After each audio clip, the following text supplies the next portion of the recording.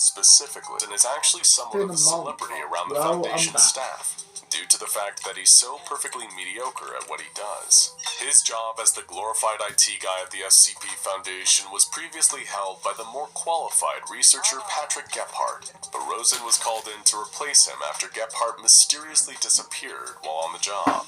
Since 2012, Rosen has been Site-19's user-level tech support wizard, but the best thing that can really be said about his job competency is that he's got a 100% attendance record.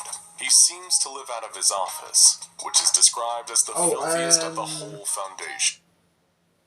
I'm building a basement, my Foundation room, as you can tell. Well, not tell, but yeah. This is still getting worked on. Still working on it, and I'm still working on this part too. I mean, why not make my room bigger? You're alright.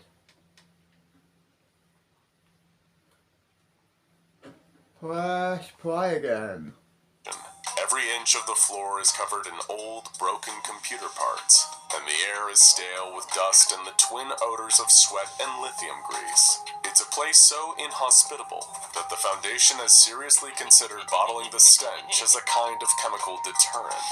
While Technical Director Rosen isn't good at his job per se, he isn't technically bad enough at it to justify the time and resources it would take to replace him.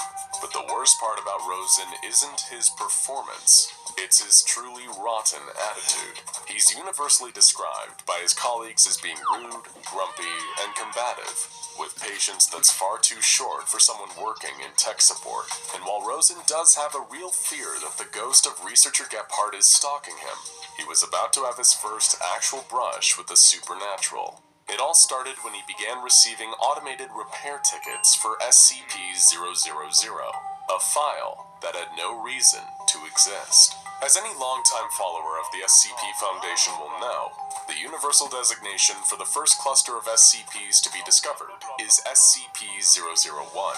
There is no SCP-000. It simply doesn't exist. And when Rosen first found the file lurking on the database, he found that it was filled with worthless nonsense. The object class was recorded as null. The special containment procedures read, error, field, containment